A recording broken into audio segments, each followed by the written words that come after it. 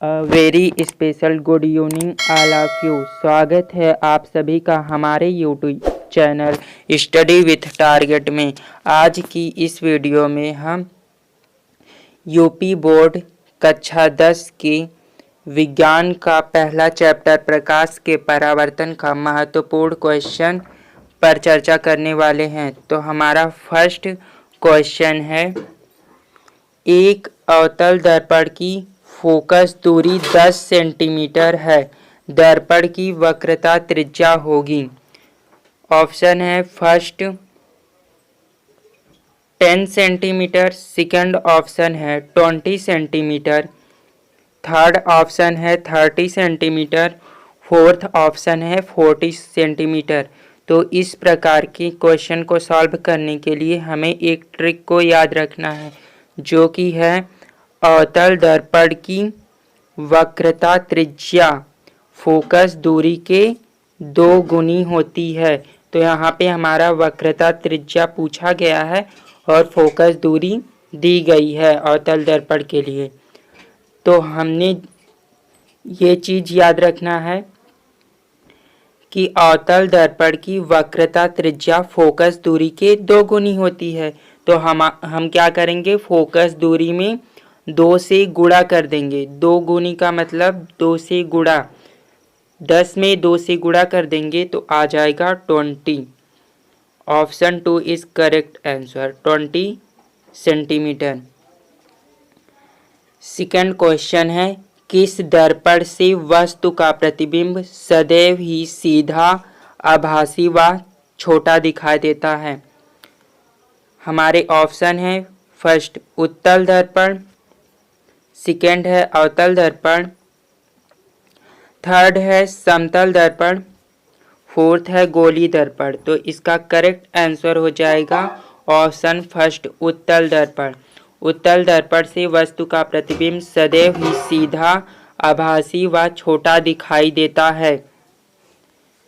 Third question है हमारा, यदि किसी वस्तु को एक दर्पण के सामने निकट रखने पर प्रतिबिंब सीधा बने किंतु दूर रखने पर उल्टा प्रतिबिंब बने तो वह दर्पण होगा। ऑप्शन फर्स्ट समतल दर्पण, सेकंड है अवतल दर्पण, थर्ड है उत्तल दर्पण, फोर्थ है उपयुक्त में से कोई नहीं।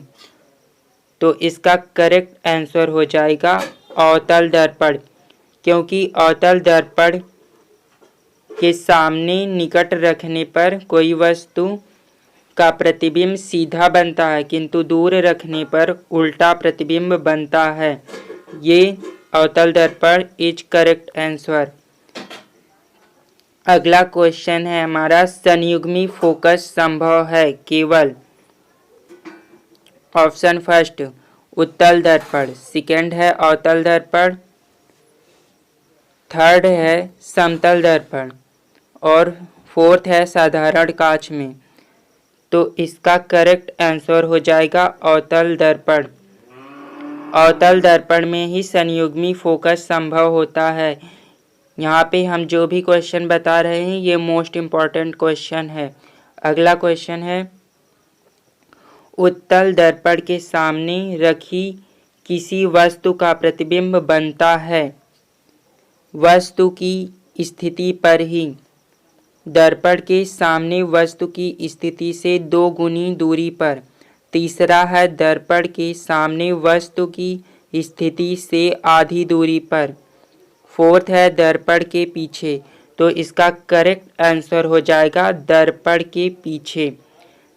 उत्तल दर्पण के सामने रखी किसी वस्तु का प्रतिबिंब दर्पण के पीछे बनता है। Option fourth is correct.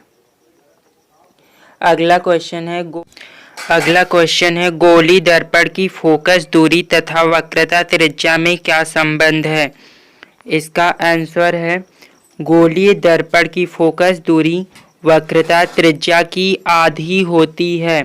F = R/2। यहाँ पे F जो है वो है फोकस दूरी और R जो है वो है वक्रता त्रिज्या।